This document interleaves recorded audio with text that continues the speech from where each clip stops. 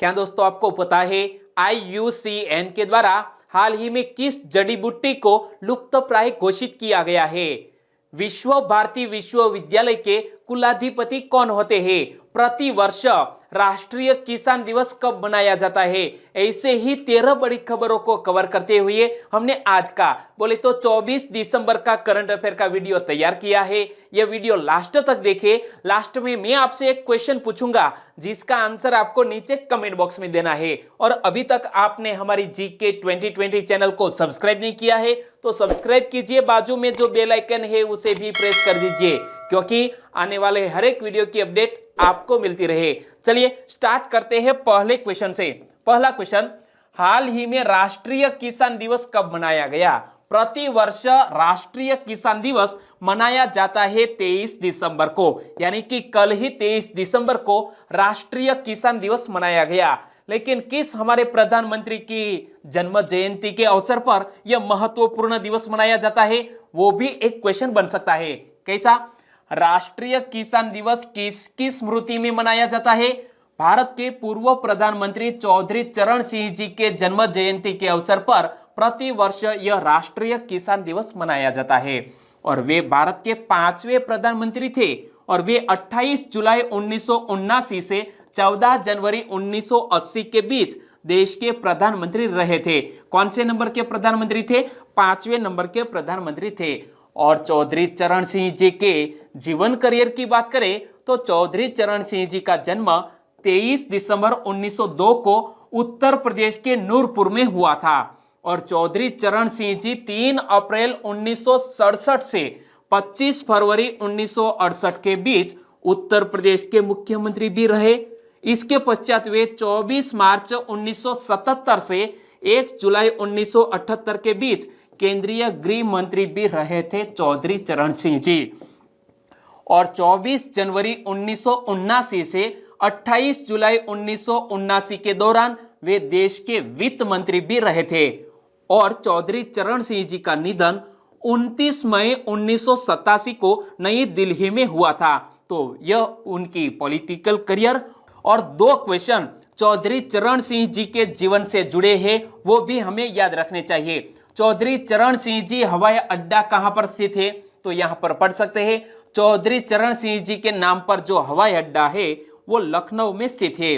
और दूसरा क्वेश्चन, चौधरी चरण सिंह जी के समाधि स्थल का नाम क्या है? तो यहां आप इमेज में देख सकते हैं, चौधरी चरण सिंह जी का जो समाधि स्थान है इसे कहते हैं किसान घाट। और दोस्तों जब बात करते हैं यह महत्वपूर्ण दिवस की, तो किस राज्य ने 8 जुलाई को अपने पूर्व मुख्यमंत्री की जयंती मनाने के लिए किसान दिवस मनाया? आंध्र प्रदेश ने पिछले साल ही 8 जुलाई को किसान दिवस मनाया और उसका कारण था यह मुख्यमंत्री। आंध्र प्रदेश के 14वें मुख्यमंत्री YS राजशेखर रेड्डी की जयंती को रयुतु दिनोत्सव अर्थात किसान दिवस के रूप में मनाया जाता है। और यह दिवस पहली बार 2019 में मनाया गया था आंध्र प्रदेश के राज्य के द्वारा।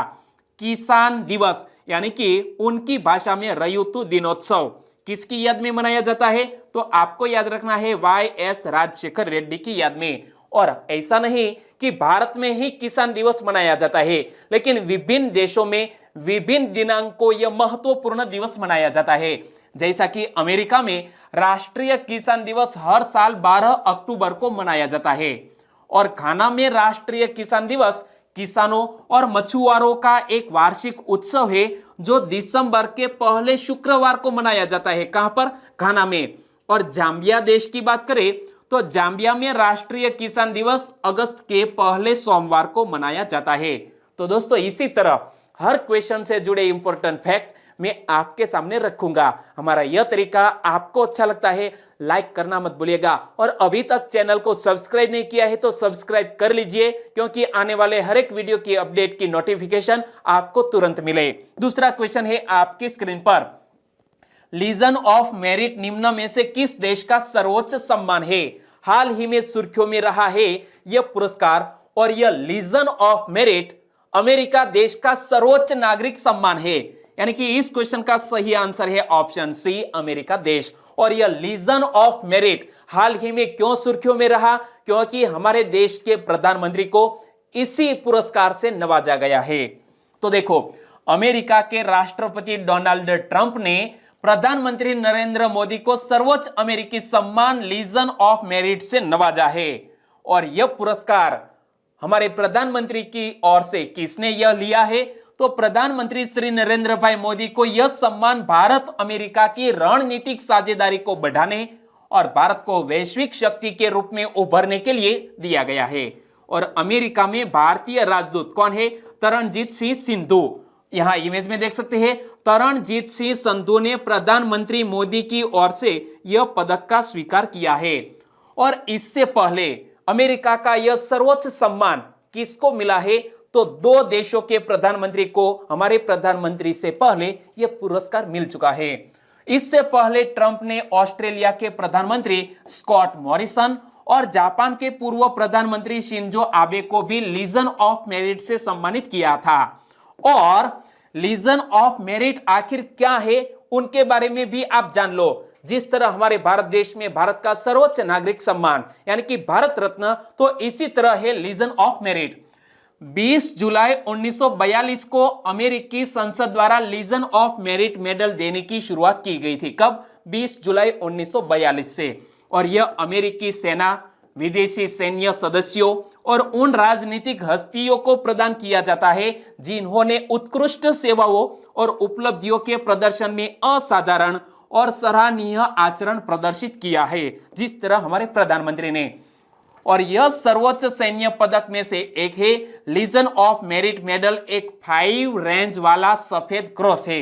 यहां देख सकते हैं लीजन ऑफ मेरिट को, जिसे लाल रंग से धारित किया गया है, लाल रंग से धारित किया गया है।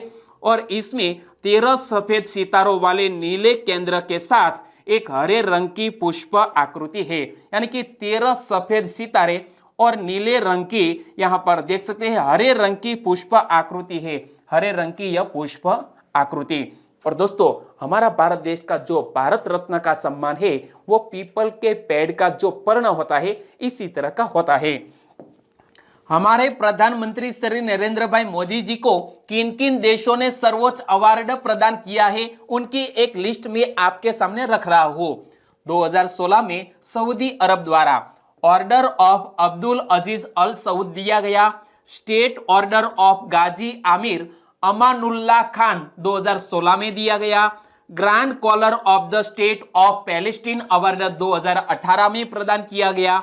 यूएई द्वारा 2019 में ऑर्डर ऑफ जायद अवार्ड से नवाजा गया हमारे प्रधानमंत्री श्री को। और रूस द्वारा 2019 में order of Saint Andrew award से नवाजा गया। और मालदीव द्वारा 2019 में order of the distinguished rule of Nishan Izzuddeen award से नवाजा गया। तो यह सभी देशों ने हमारे प्रधानमंत्री को सर्वोच्च नागरिक सम्मान से सम्मानित किया है। तीसरा क्वेश्चन, विश्व भारती विश्वविद्यालय के कुलाधिपति कौन होते हैं?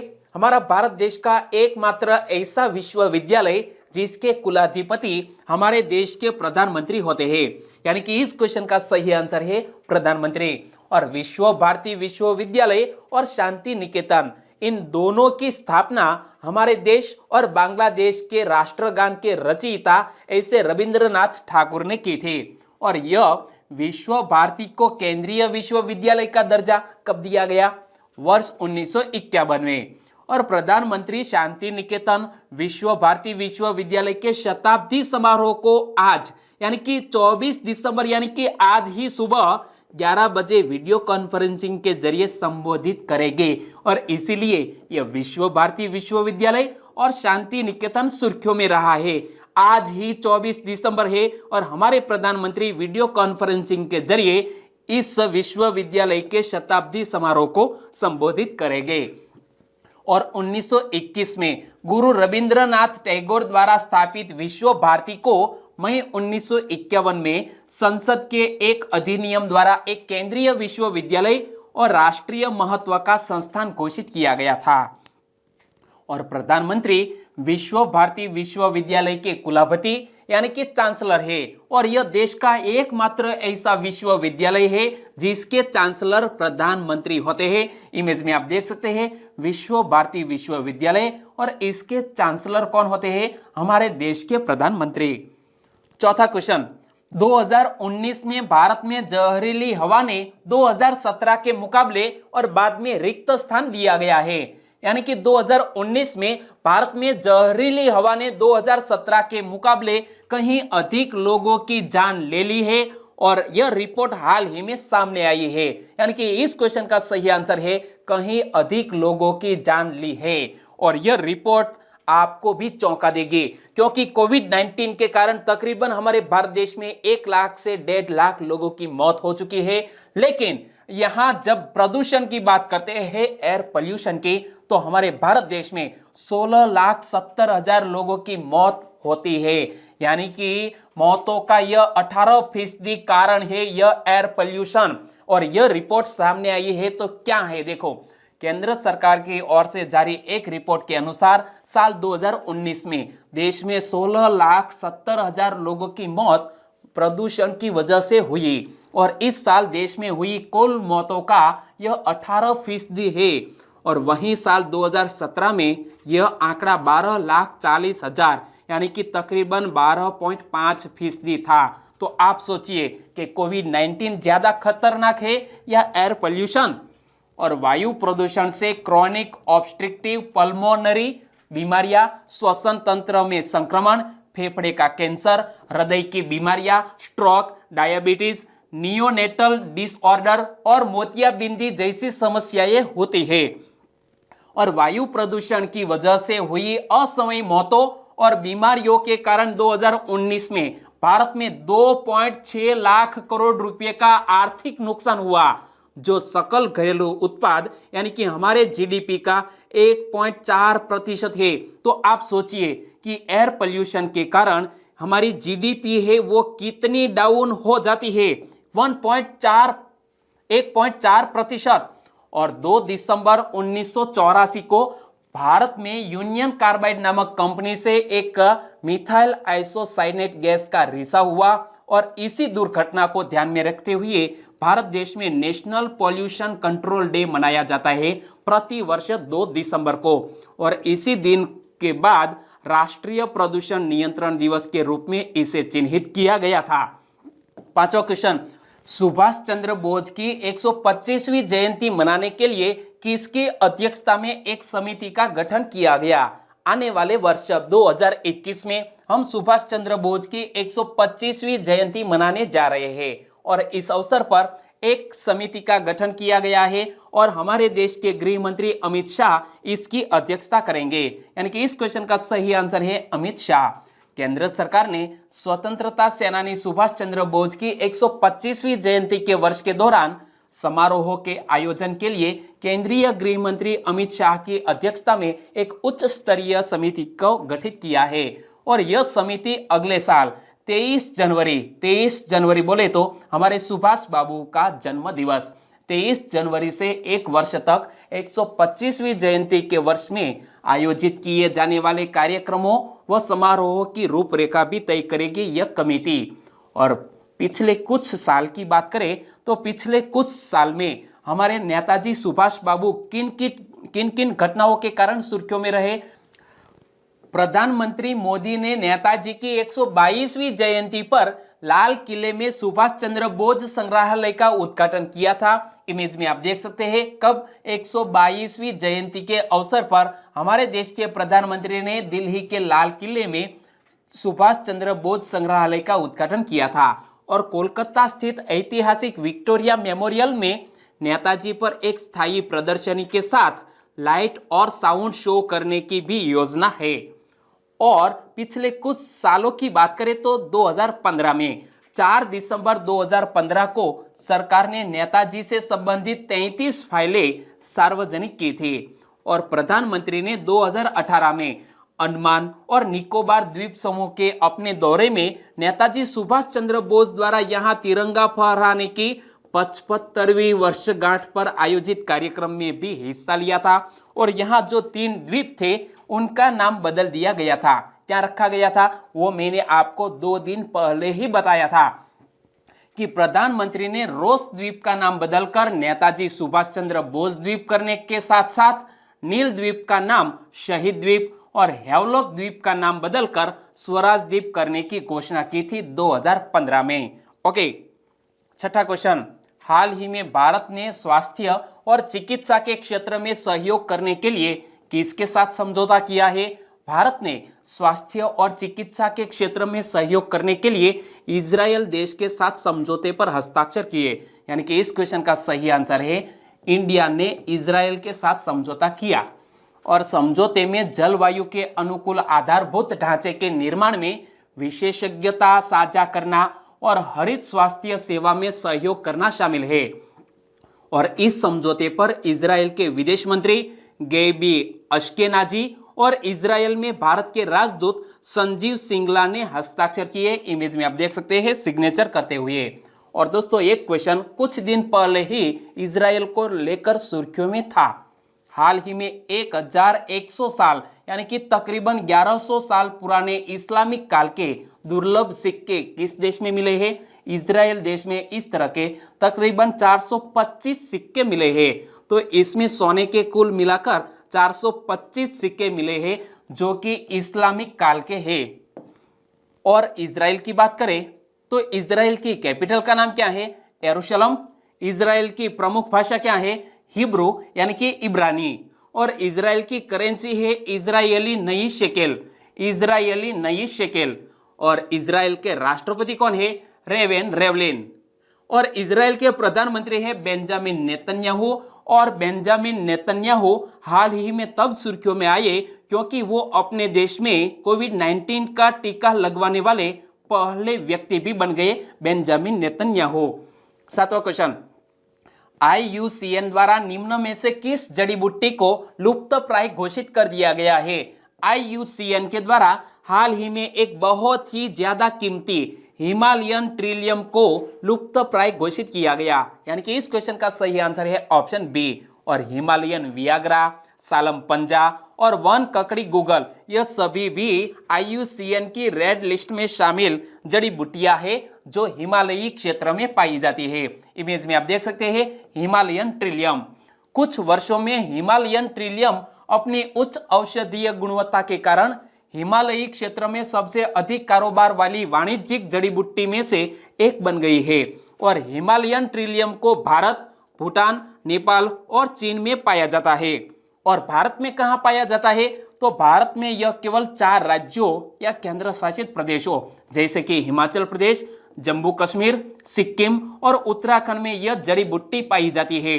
और यह जड़ी बूटी पारंपरिक चीनी दवाओं में काफी लोकप्रिय है और बहुत ही महंगी। और एक ऑप्शन में था हिमालयन वियाग्रा। तो हिमालयन वियाग्रा की कीमत आप देखकर चौंक उठेंगे 20 लाख रुपए प्रति किलो। क्या बात! हिमालयन वियाग्रा को भी international union for conservation nature ने रेड लिस्ट में डाल दिया है। यानी ये फंगस खतरे में है और अंतरराष्ट्रीय बाजार में इसकी कीमत, यहां इमेज में देख सकते हैं, इसकी कीमत 20 लाख रुपए किलो है। और हिमालयी क्षेत्र में पैदा होने वाली कुछ जड़ी बूटियों की बात करें तो सालम पंजा, डोलू, सालम मिश्री, जटामासी, कुटकी, लहसुनिया, वन ककड़ी गूगल उन महत्वपूर्ण जड़ी बूटियों में से है जो खतरे की कद पर है, यानी कि खतरे की जद पर है। और जब यह बात सामने आई है अंतरराष्ट्रीय प्रकृति संरक्षण संघ के द्वारा, यानी कि international union for conservation of nature के द्वारा, IUCN का पूरा नाम, IUCN सरकारों तथा नागरिकों दोनों से मिलकर बनाए गए एक सदस्यता संघ है। और यह दुनिया की प्राकृतिक स्थिति को संरक्षित रखने के लिए एक वैश्विक प्राधिकरण है जिसकी स्थापना कब हुई? 1948 में की गई थी। और IUCN का हेडक्वार्टर स्विट्जरलैंड में स्थित है। 8वां क्वेश्चन, फूलपुर स्थित Indian Farmers Fertilisers Cooperative Limited में किसके रिसाव के कारण दुर्घटना हुई? इमेज में आप देख सकते हैं, यह है इफ्को फूलपुर यूनिट। और यहां पर हाल ही में एक अमोनिया गैस के रिसाव के कारण तकरीबन 2 लोगों की मौत हो गई और 12 को अस्पताल में दाखिल किया गया। इफ्को की यूरिया इकाई में अमोनिया गैस का रिसाव हो गया जिसकी चपेट में आने से असिस्टेंट मैनेजर VP सिंह व डिप्टी मैनेजर अभय नंदन की मौत हो गई। और 12 अन्य को शहर के में स्थित अस्पतालों में भर्ती कराया गया। और इसी तरह के गैस रिसाव की घटना सामने आई थी कुछ महीने पहले विशाखापत्तनम में। आर वेंकटपुरम गांव में एलजी पॉलीमर्स प्लांट से जहरीली गैस जिसका नाम था स्टायरीन रिसने से कम 11 लोगों की मौत हो गई थी और 400 से अधिक लोगों को अस्पताल में भर्ती कराया गया था। लेकिन भारत में सबसे बड़ी यदि कोई फैक्ट्री दुर्घटना है तो वो है यूनियन कार्बाइड की। भोपाल स्थित यूनियन कार्बाइड नामक कंपनी के कारखाने से एक जहरीली गैस का रिसाव जिससे लगभग 2000 से अधिक लोगों की जान गई थी। और यह बात मैं कर रहा हूं वो तकरीबन 36 साल पहले हुआ था। और बहुत सारे लोग अपने तरह की शारीरिक अपंगता से लेकर अंधेपन के शिकार हो गए थे। और गैस का रिसाव हुआ, इस गैस का नाम क्या था? Methyl isocyanate. और मिथाइल आइसोसाइनेट का सूत्र क्या है? C2H3NO। 9वां क्वेश्चन, हाल ही में जलीय कृषकों के लिए एक बहुभाषी कॉल सेंटर कहां शुरू किया गया? जलीय कृषकों के लिए एक बहुभाषी कॉल सेंटर स्थापित किया गया है विजयवाड़ा में। यानी कि इस क्वेश्चन का सही आंसर है विजयवाड़ा। बहुभाषी कॉल सेंटर के माध्यम से जलीय कृषकों को 24 घंटे डोमेन विशेषज्ञों द्वारा कुशल खेती के तरीकों के बारे में ज्ञान प्रदान किया जाएगा। और आंध्र प्रदेश समग्र समुद्री उत्पाद निर्यात में 60% से अधिक का योगदान देता है और इसीलिए यहाँ इसी तरह का कॉल सेंटर अनिवार्य था।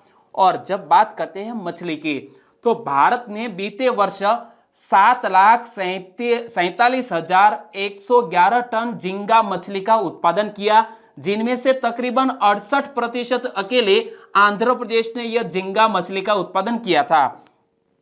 और विजयवाड़ा की बात करें जहां पर यह कॉल सेंटर स्थापित किया जाएगा, तो विजयवाड़ा एक ऐतिहासिक नगरी है। विजयवाड़ा आंध्र प्रदेश के पूर्व मध्य में कृष्णा नदी के तट पर स्थित है। 2000 वर्ष पुराना यह शहर बैजवाड़ा के नाम से भी जाना जाता है और यह नाम देवी कनक दुर्गा के नाम पर है, जिन्हें स्थानीय लोग विजया कहते हैं। और एक चीनी यात्री ह्यू एन सांग विजयवाड़ा का दौरा किया था, यानी कि एक चीनी यात्री ने इसकी भी मुलाकात की थी विजयवाड़ा की। चीनी यात्री का नाम मत भूलिएगा, ह्यूएन सांग।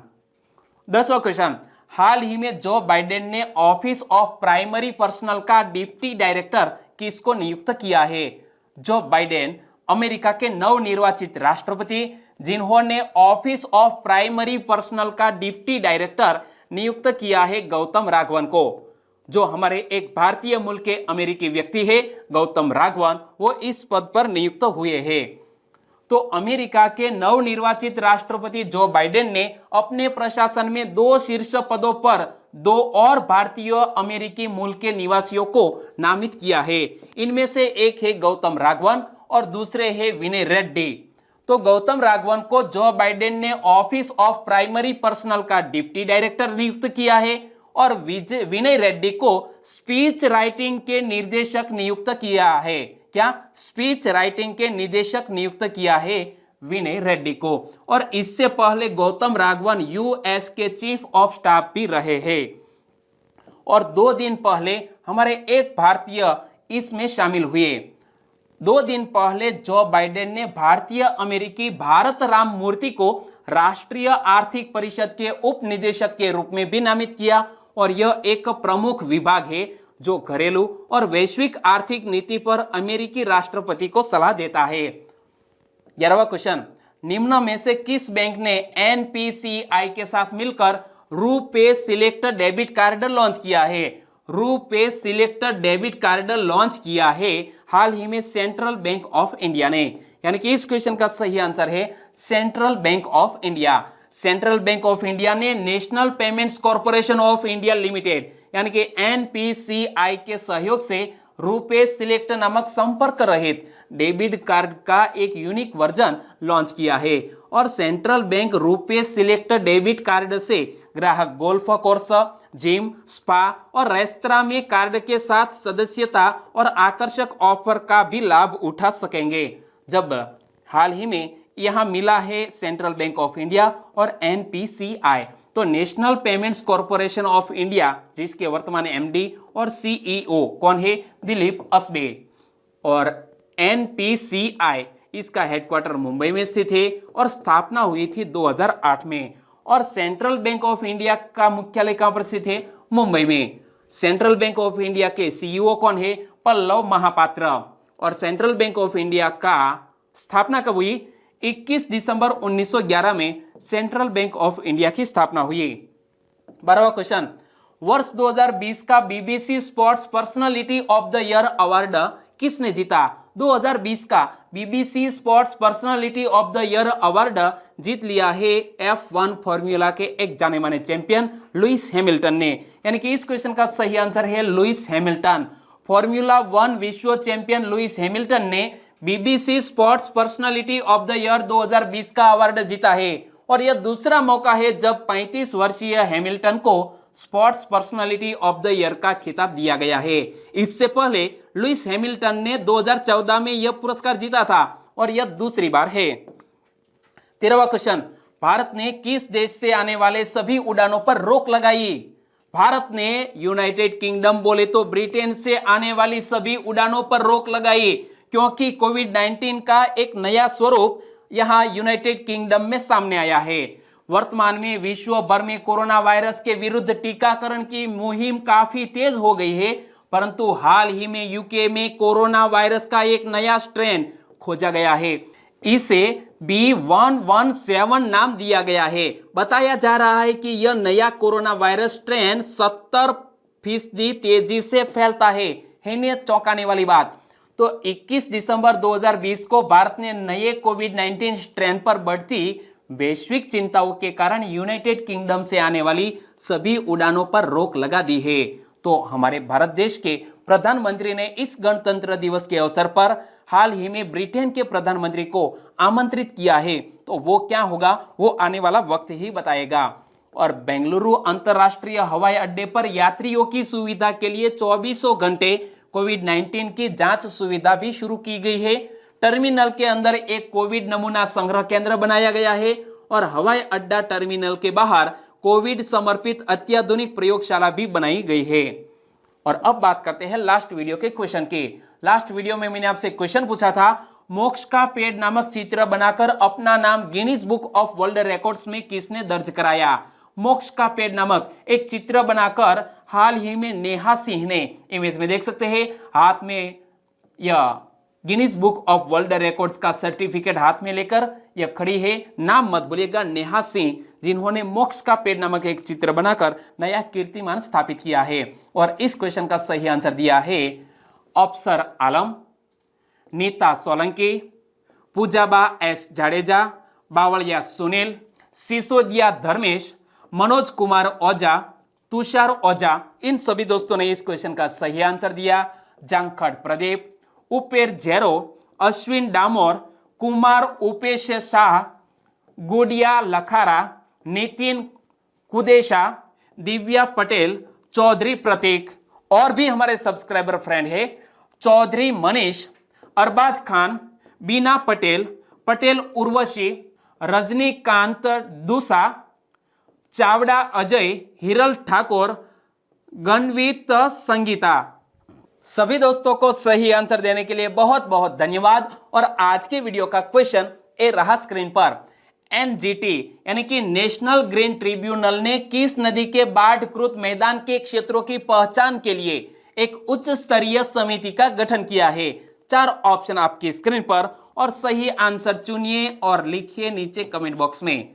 और वीडियो अच्छा लगा है, हेल्पफुल लगा है, यूनिक लगा है तो लाइक कीजिए और आपके दोस्तों को फेसबुक, व्हाट्सएप या टेलीग्राम के जरिए इस वीडियो के लिंक शेयर करना मत भूलिएगा। बस छोटी सी उम्मीद के साथ आज का वीडियो खत्म करते हैं, फिर मिलेंगे नए करंट अफेयर वीडियो के साथ। तब तक के लिए टेक केयर एंड जय हिंद।